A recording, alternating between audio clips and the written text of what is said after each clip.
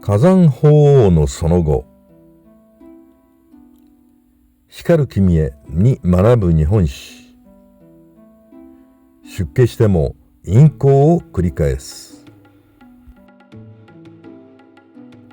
火山法皇は片思いの姫の邸宅に通っているところを藤原の高家に突然矢を射かけられた。法皇は驚いてその場を逃れたが、その後にこの事件は代理を揺るがす大事件に発展する。火山法皇のその後を詳しく見ていこう。火山法皇は天皇時代に公職で有名であったが、女房となった藤原為光の娘で忠信の妹よし子と出会うと、ひたすら彼女を慈しむ。しかし自分の子供を身ごもっていたよし子を病で突然亡くしたため、天皇はふと藤原の兼家に出家したいと漏らしてしまう。すると兼家は息子の道兼と図ってまだ在位2年目の火山天皇を出家させ、自分の孫一条を即位させる。火山天皇の側近としてやっと出世コースに乗っていた紫式部の父為時はまたもや官職をなくしてしまう。それはともかく法皇となった火山は出家してもしばらくは愛したよし子のことが忘れられず、仏像修行で熊野に詣でるなどして謹慎していた。ところが叔母の家に立ち寄った時、法皇は次女の中司という女性を見初め、つい昔の癖が出て関係してしまう。火山法皇は中司が前の夫との間に産んだ娘とも通じて母子2人を同時に妊娠させている。また火山法皇は家主で母親の妹である叔母とも年頃になるのである。ところが中司親子に子供ができると、叔母は異母弟の為高親王に押し付けて結婚させている。そして無軌道な法皇は出家後になんと4人の子供を設けている。そんな火山法皇は死んだよし子の妹で為光の四女に片思いして毎晩のように為光邸に通っていた。一方の藤原惟親は為光の三女で神殿の上と呼ばれる女性を将としていた。ところが惟親は勘違いで火山法皇が三女の神殿の上に通っているという噂を耳にして怒りをあらわにする。前年に道長が内乱となり、出世争いに先を越されていた惟親はその鬱憤のやり場を火山法皇へと向けた。996年1月中旬の夜、為光邸に現れた火山法皇へ惟親の弟高家が矢を放つのである。驚いた法皇はその場を立ち去るが、高家の従者は法皇の従者を襲い、2人を殺害して首を持ち去った。首のない遺体が発見され、事件は検非違使別当藤原実資の知るところとなり、その夜のうちに道長に報告されている。一条天皇は法皇に矢を射るとは前代未聞であるとして、惟親を太宰府、高家を出雲への流罪に処した。火山法皇は間接的ではあるが、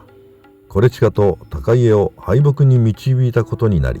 その後は道長に大事にもてなされている。意外ではあるが、火山法皇は天皇時代にそれなりの政治的成果を残している。984年永漢2年、天皇は受領の官職の兼務を禁止し、兼ねていた分は他の者に任ずるか徴任させている。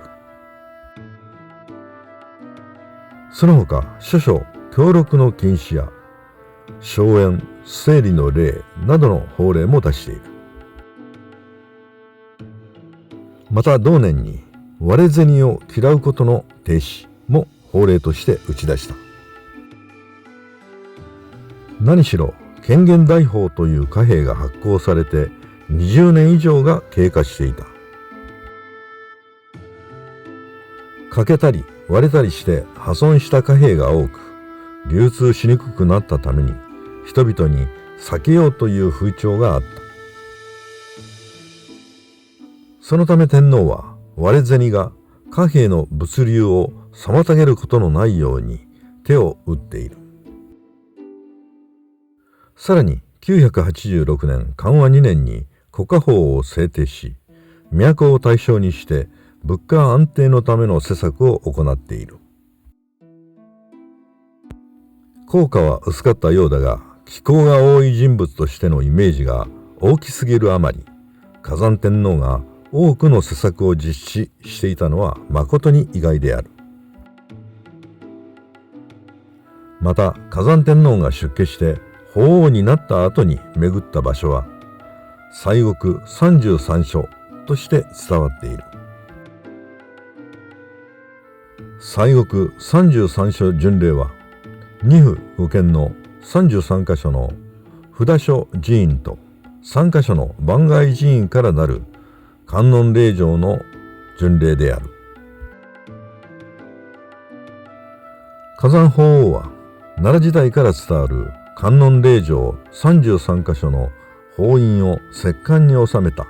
という伝承をもとに法印を探し出した。そして法皇は巡礼の際、木の短冊に和歌を残して寺院の柱に打ち付けており、これが御詠歌の起源として伝わっている。また崋山法皇は周囲和歌集を編纂したことでも有名である。周囲和歌集は古今和歌集、五千和歌集に次ぐ勅撰集だ。勅撰和歌集は通常天皇や法皇が歌人に編纂を命じるが、崋山法皇は自らの手で編纂している。晩年は菩提寺に隠棲していた崋山法皇だが、1008年寛弘5年2月8日、41歳で崩御して葬られた。死因ははっきりしないが、悪性腫瘍によるものと考えられている。崋山法皇の墓は神谷川のほとりの三捧と呼ばれ、現在の京都市北区に所在している。また崋山院菩提寺のある仁寺という地名は、崋山法皇に仕えた女官たちが二層として住み着いたことに由来している。崋山法皇の第一皇子である明成親王は兵部卿、中司卿を歴任して38歳で逝去している。第二王子の清仁親王は壇上の神などを務め、また後の二王子は出家している。崋山法皇は文学的才能にも恵まれ、政治にも活躍したにもかかわらず、その評価は低い。なぜ崋山法皇は後に編纂された歴史物語では公職で低能な人物として描かれているのだろうか。これは意識的に後世に書き加えられて悪いイメージが定着した可能性が高い。なぜなら冷泉天皇の第一皇子が崋山天皇で直系だが、道長の父兼家は冷泉天皇の弟の延祐天皇を即位させた。さらに延祐天皇に続いて崋山天皇を退位に追い込み、兼家は我が孫の一条天皇を即位させている。そのため藤原氏が一条天皇の正当性を強調したいためにわざと崋山法皇を貶めたという面も見逃せないのである。